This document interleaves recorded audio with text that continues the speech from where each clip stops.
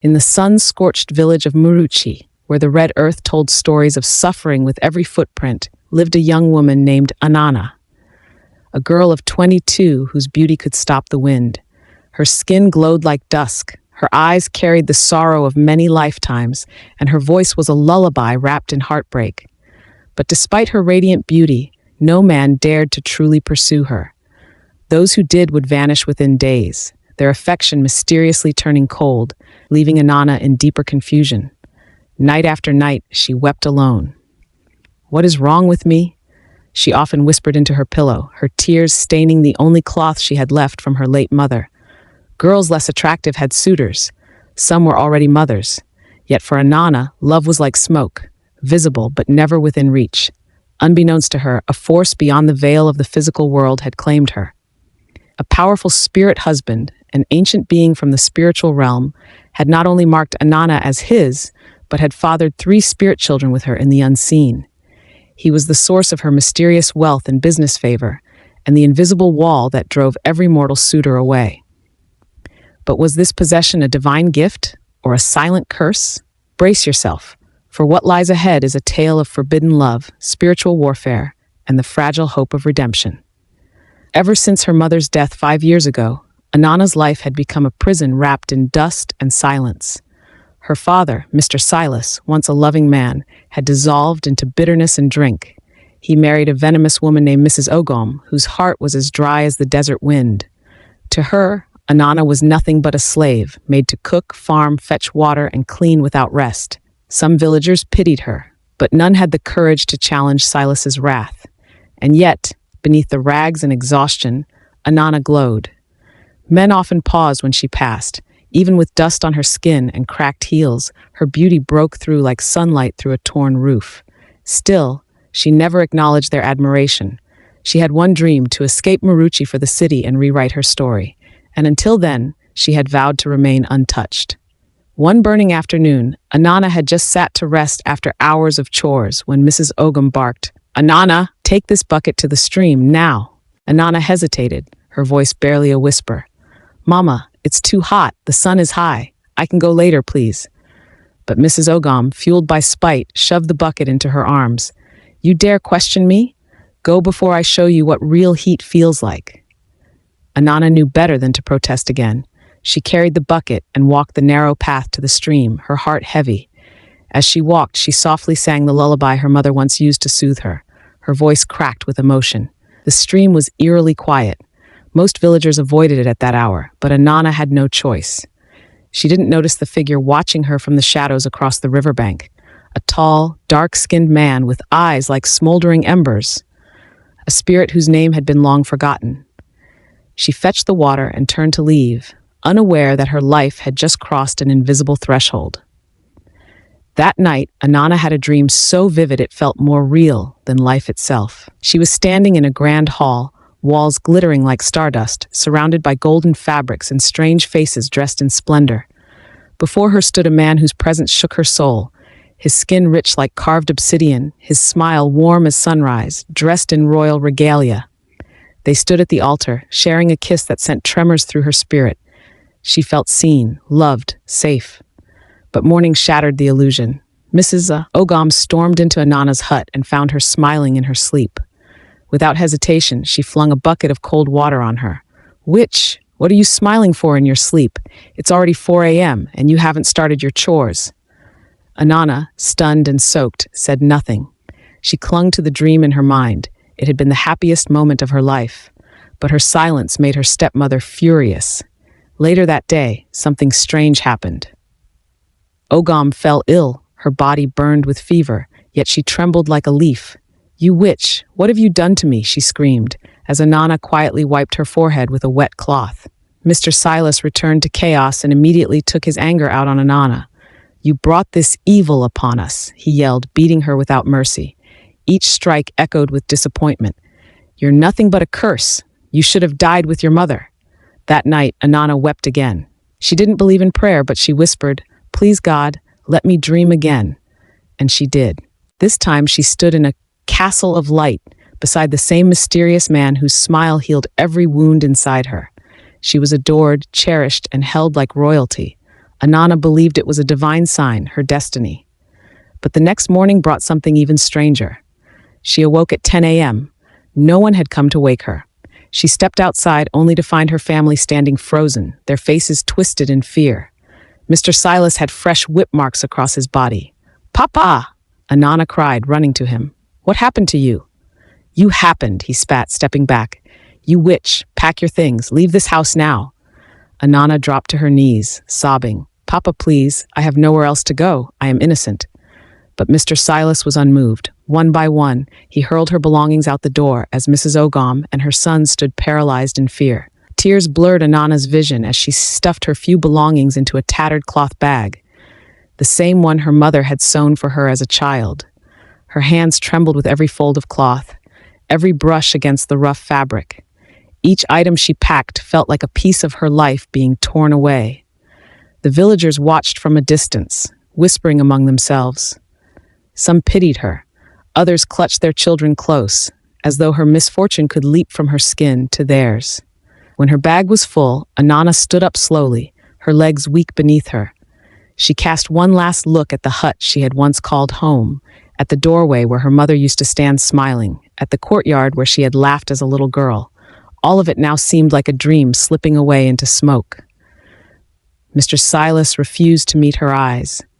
Mrs. Ogam and her children remained silent, as if speaking would invite whatever unseen curse they believed hovered around Anana. With the weight of abandonment pressing down on her, Anana turned and walked toward the dusty main road, the only road that led out of Marucci. The sun was merciless, burning the earth and her bare feet alike. She wiped her tears with the back of her hand, but they kept coming, falling freely onto the dusty ground. She had no idea where she was going, only that she could not stay. For hours she stood at the side of the road, the scorching wind whipping at her thin dress, clutching her bag to her chest. Carts passed, motorcycles rattled by, but no one stopped. She was just another dusty figure by the roadside, invisible to the world. Just when despair began to drown her hope, a sleek blue car sped down the road, stirring up a cloud of red dust. It slowed as it approached her. The window rolled down, and a woman, stylish and glowing with the polished confidence of city life, peered out. "Hey, you," she called gently. "Are you okay? What are you doing standing here all alone?" Anana, startled, could barely speak. Her lips trembled as she tried to answer, but no words came. Only tears. The woman stepped out of the car, her sandals crunching on the gravel. She approached Anana with the kind of care reserved for someone who has known sorrow herself. She noticed the bruises on Anana's arms, the dust in her hair, the hopelessness carved into her young face. "My name is Auntie Remy," she said kindly. "I'm from the city. Are you running away?" Anana nodded slowly, clutching her bag tighter. Auntie Remy sighed as if recognizing something familiar. "You can't stay out here, my dear. It's not safe. Come, let me help you." For the first time in what felt like a lifetime, Anana felt a glimmer of something warm, hope. Without another word, she followed Auntie Remy to the car. As they drove away from Marucci, Anana turned her head to look back one last time. As the car sped away from the only home she had ever known, Anana pressed her forehead gently against the window, wide-eyed with wonder. The wind tousled her hair through the slightly opened window, carrying with it the sweet scent of adventure and freedom. For the first time in her life, the world seemed vast and full of possibilities. Auntie Remy noticed her amazement and smiled warmly. "Wait till you see the real city, my dear. There are buildings so tall you have to bend your neck all the way back to see the top." As the car turned off the main road and rolled through a massive black gate, Anana's breath caught in her throat. Before her stood a mansion more beautiful than anything she had ever seen. Tall walls wrapped the house like protective arms, and flowering plants lined the driveway, their colors so bright they seemed to hum with life. Anana clutched her bag tightly to her chest, unsure if she was truly welcome in a place so grand. Auntie Remy stepped out of the car, flashing her a warm smile. "Come, my dear, this is your home now." She followed Auntie Remy through the vast front door and into a living room so large she could hardly believe it was real. Anana spun slowly in the center of the room, her eyes wide, drinking it all in. "I'll show you your room," Auntie Remy said, leading her upstairs to a cozy guest room with a soft, inviting bed, a wooden wardrobe, and a window that looked out into a garden. That night, as the house fell into a deep, comforting silence, God, or whoever is listening, she whispered, her voice trembling with hope, please, please let me continue the dream. It made me so happy. Please bring it back to me. She did not know that in calling out, she was opening a doorway, not to heaven, but to something far older and hungrier. Anana lay down, pulling the soft blanket over herself. As soon as she closed her eyes, it was as if the veil between worlds lifted. She was back in the magical dream. This time, she was glowing with life. She looked down and saw her belly round and full with child. You are mine, he whispered, his voice deep and tender, and our child is a gift to you, to us. Shadows gathered in the corners of Auntie Remy's mansion. Strange winds stirred, and old, forgotten names began to echo in the night. When Anana finally floated down the stairs, her face glowing and her eyes sparkling, Auntie Remy beamed. Ah, see how fresh and beautiful you are this morning. Today, we must celebrate your new life. Come, let's make you look like the queen you are, she said, winking. Anana blushed but allowed Auntie Remy to dress her. When they were done, Anana hardly recognized herself. She stared into the mirror in awe. You are breathtaking, my dear. By evening, they drove to the event, a grand house tucked away in one of Lagos's wealthy neighborhoods. Music thumped in the background, and laughter spilled into the street even before they entered. Inside, the house buzzed with life. Lagos big boys, young men with money, swagger, and ambition, lounged in designer shirts, expensive perfumes clouding the air. As they stepped in, Auntie Remy naturally drew attention. She was used to it. Men often vied for her attention at parties like this. But tonight was different. One after another, the men's eyes drifted past Auntie Remy to Anana. It was as if a secret magnet pulled them toward her. A tall, handsome man in a white linen shirt was the first to approach, flashing a charming smile. I haven't seen you around before. Are you new in town? Before Anana could even answer, another man, forgive me, but I had to meet you, he said eagerly. You are radiant. Auntie Remy watched in amazement as more men circled Anana, each one drawn helplessly toward her light. Yet rather than feel jealous or overshadowed, Auntie Remy's heart swelled with happiness. Unbeknownst to everyone in that glittering room, however, there was a deeper reason for Anana's sudden magnetism, the same force that brought Auntie Remy to the village that day. Days passed, but Auntie Remy couldn't shake the feeling that something strange was happening. It wasn't just that Anana was beautiful. Beauty was common in Lagos, and Auntie Remy had seen it all. It was the way people reacted to her, as if they were under a spell. Women who would usually be jealous of such attention instead found themselves admiring her. Men fell over themselves to speak to her, offer her gifts, promise her everything after just one meeting. It was unnatural. It was powerful. And it unsettled Auntie Remy, because Auntie Remy was not just any woman. She was a member of the Sisterhood of the Golden Mirror, a secret society of powerful women who had traded loyalty, beauty, and secrecy for influence and unimaginable wealth. Their strength came from their ability to enchant powerful men, draw favor and riches without ever lifting a finger. Yet here was Anana, a simple village girl, doing it naturally, without training, without oaths, without any of the rituals Auntie Remy and the others had sworn their lives to. One evening, under the excuse of going to visit an old friend, she left Anana at home and made her way deep into the outskirts of Lagos, to a hidden compound surrounded by thick trees and silence. There, in a dimly lit chamber filled with incense and sacred relics, sat Queen Mother Ifeoma, the high matron of their sisterhood. Auntie Remy knelt respectfully before her. You come troubled. Yes, Queen Mother, Auntie Remy replied, bowing her head low.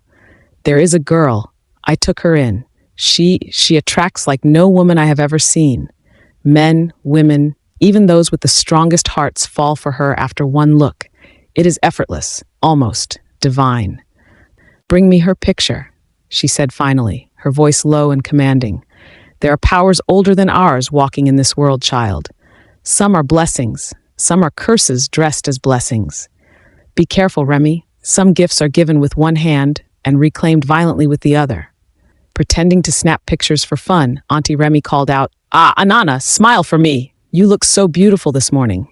Later that day, Auntie Remy sent the photo to the Queen Mother's private line. She waited, her heart pounding, her mind restless. That night, her phone buzzed. One word, come.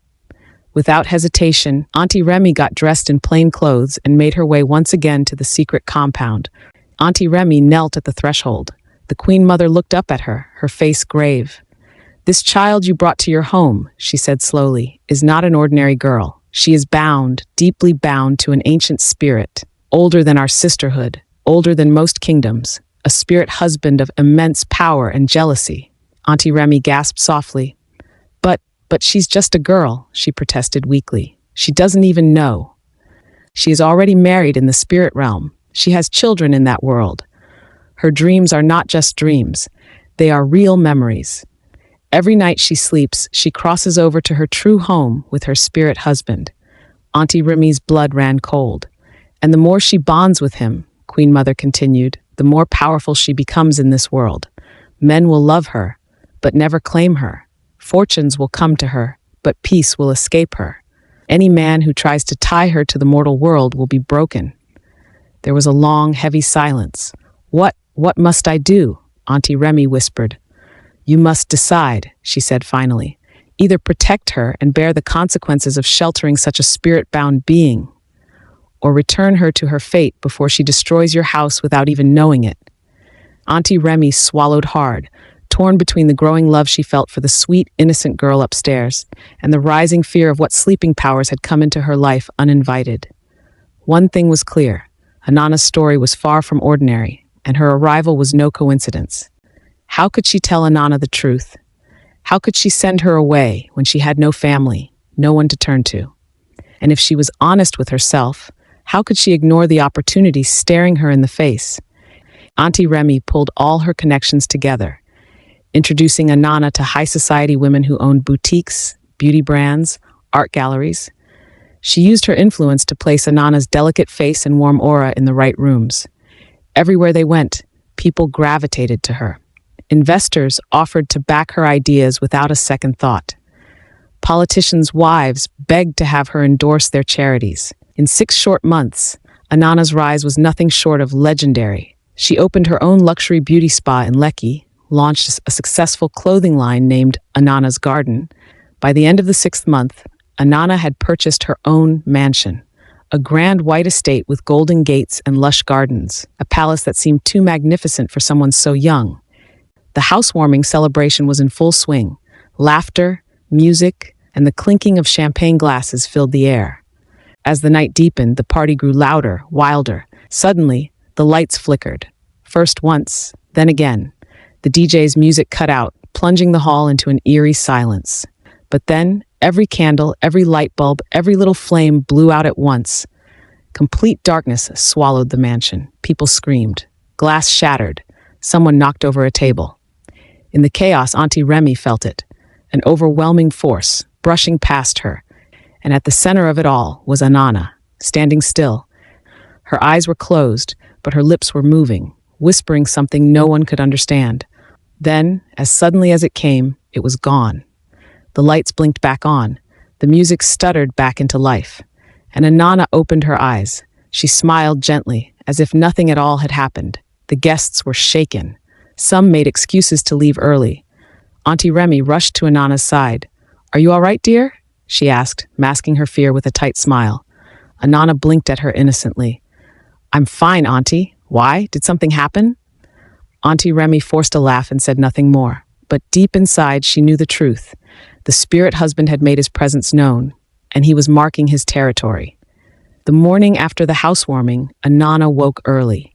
She slipped into her workout clothes and decided to take a walk around her new neighborhood. As she jogged lightly past the 3rd Street corner, she noticed a young man standing beside a black SUV, talking on the phone. When he saw her, he smiled. A smile so warm and genuine that Anana's steps faltered slightly. Their eyes met. "Good morning," he said, his voice deep and smooth. "You're new around here, aren't you?" Anana laughed lightly, shy but drawn to him. "Yes, just moved in last week," she said. "I thought so." He smiled again. "I'm Dio, and you?" "Anana." Before they parted ways, Dio smiled and said, "Would you like to grab dinner with me tonight? I know a lovely place by the waterfront." He took her to a beautiful restaurant by the water. Anana laughed like she hadn't laughed in years. Dio listened to her like every word was precious. By the end of the night, when he dropped her at her mansion's gate and kissed her hand gently, Anana stood there staring at the retreating car, her heart full of a dangerous, unfamiliar feeling. Hope. Maybe her lonely nights were finally over. Maybe she could rewrite her story after all. But what Anana didn't know was this. Her dreams were not separate from her reality. They were binding her. And her spirit husband was watching. And he was not pleased. That night, Anana fell into sleep smiling, cradling the memory of Dio's gentle hand against hers. But as soon as her eyes closed, the dreams returned. And this time, they were different. Darker, colder. His once gentle eyes now burned with an ancient rage. The very ground seemed to tremble under his feet as he stared at her. You vowed yourself to me beneath the sacred waters. Did you think you could give your heart to another? Anana fell to her knees, trembling. I didn't vow anything, she whispered, confused and afraid. The spirit husband's face softened for a brief moment, as if sorrow pierced through his fury. Then he said, You are bound to me by blood, by spirit, by destiny. If you betray our bond, there will be consequences. Anana woke up gasping, her sheets soaked with sweat, her body trembling. But the nightmare was only the beginning. The next morning, Dio was driving to the gym, humming happily to himself, thinking about seeing Anana again, when he suddenly lost control of his steering. It wasn't raining. There was no other car around. Yet it felt as if something invisible grabbed the wheels and yanked them aside. Anana couldn't shake the unease twisting in her chest. Dio hadn't called her all morning, and though she told herself he was probably busy, a deeper fear gnawed at her heart, a fear born from the nightmare she couldn't forget.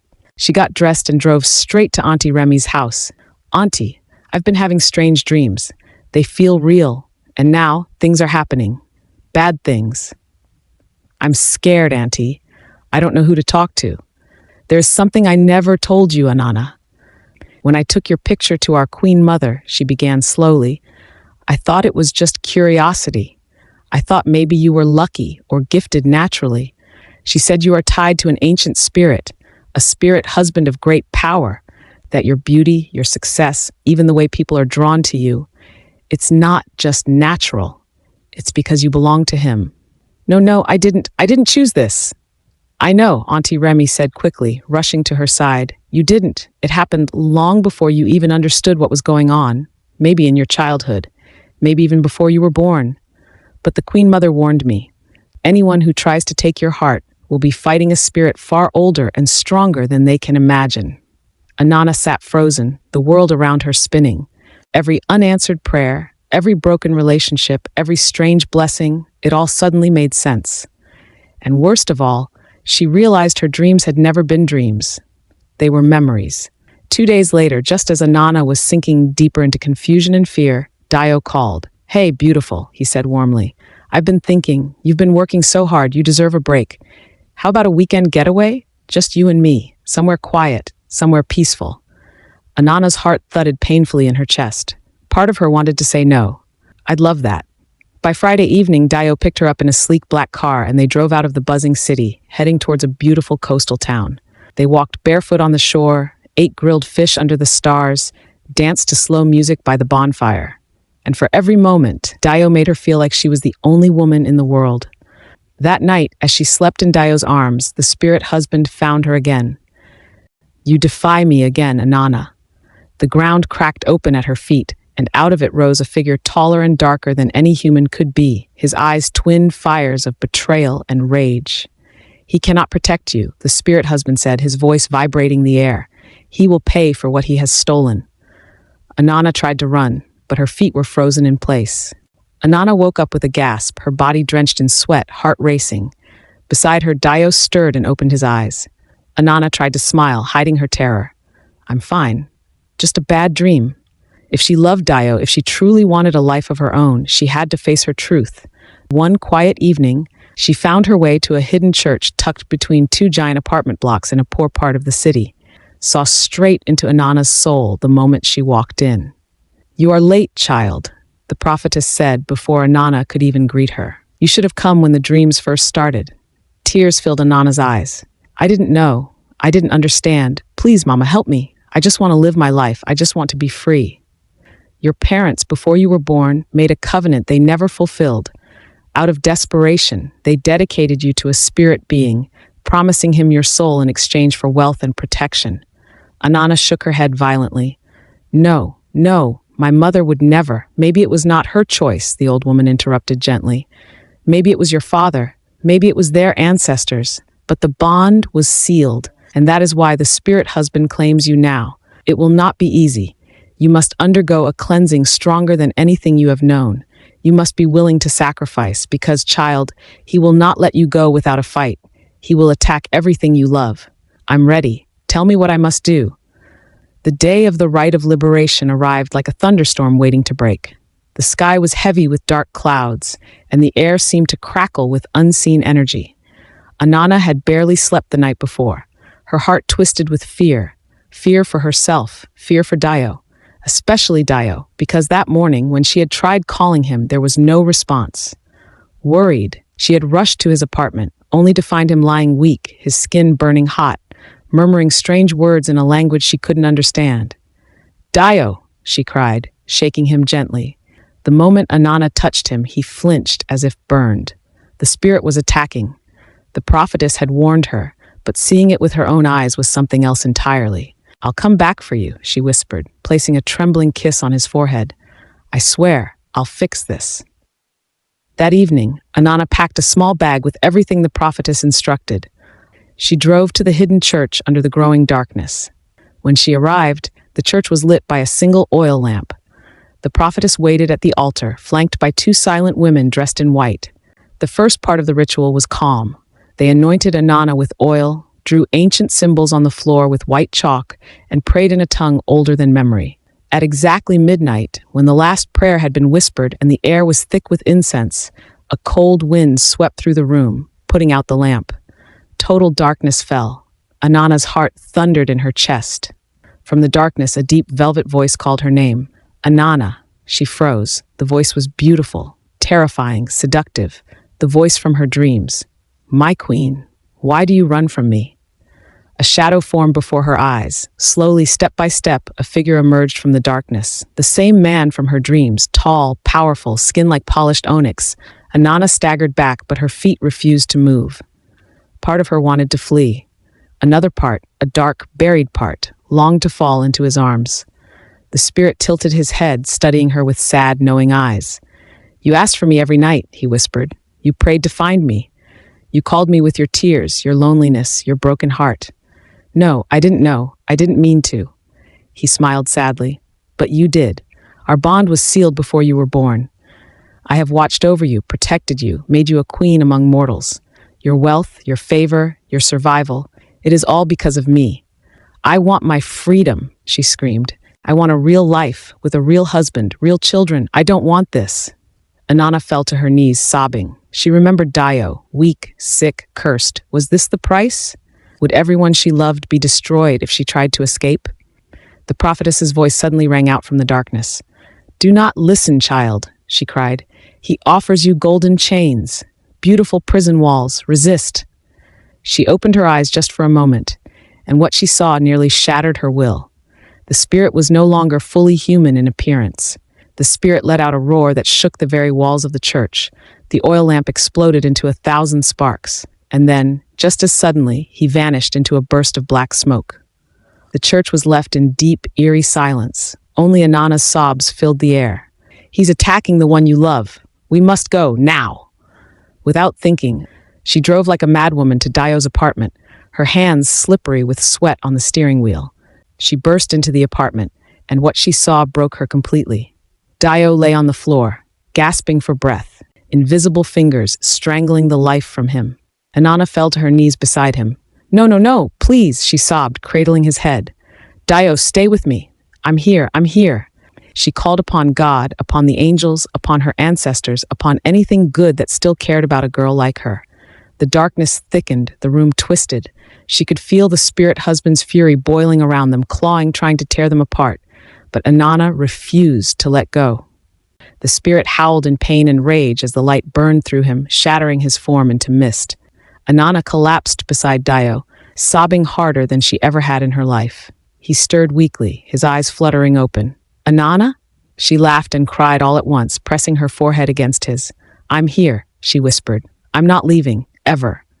Dayo's recovery was nothing short of miraculous. Within days, the bruises faded, the tremors stopped, and his body regained its strength. He took her hand, squeezed it lightly, and whispered, "Thank you for fighting for me. You are stronger than any woman I have ever known. But I can't walk this path with you." She froze, the words slicing deeper than any blade. "But why?" Dayo looked away, unable to meet her gaze. "The night I almost died. I saw things, Anana, darkness wrapped around you. No matter how much you fight it, it's tied to you. I'm sorry. I can't share my life with battles I don't understand. I want peace." And just like that, the dream of love that Anana fought so hard to preserve crumbled. Dayo left the hospital the next day. He changed his phone number. He moved to another part of the city. Anana never heard from him again. She was shattered. She returned to the prophetess with her broken heart bleeding in her hands. "Child, you must listen. You are brave, but some bonds are not of flesh and blood. Not even I have the power to break what has been forged over generations, sealed by your ancestors, fed by your very soul. Until your last breath, he will chase any man who comes too close to your heart. Do not seek love among men. You are not free to love them." Anana wept until she had no tears left. And then she made a choice. Over the following years, Anana poured herself into the church. She fasted. She prayed. The villagers and city people began to speak of her, the girl with the broken heart who became a saint. Eventually, the bishop himself saw her devotion and offered her a sacred path. Anana became a reverend sister, taking vows of poverty, chastity, and obedience. She married herself to Jesus Christ, pledging her heart fully to the only love that would never betray her. But even as she smiled through her ministry, even as she helped women, children, and the poor, the nights were never easy. Some nights she would wake up to the cold feeling of invisible arms around her waist. She fought in silence. She fought with prayer. She fought with fasting, because she had chosen her master. And it was not the spirit that once clothed her in gold and chains of sorrow. It was Christ, the Lamb of God. Even though you're not ready for the day, it can't always be night. If you enjoyed this story, please give it a thumbs up and subscribe to this channel for more stories like this. Bye.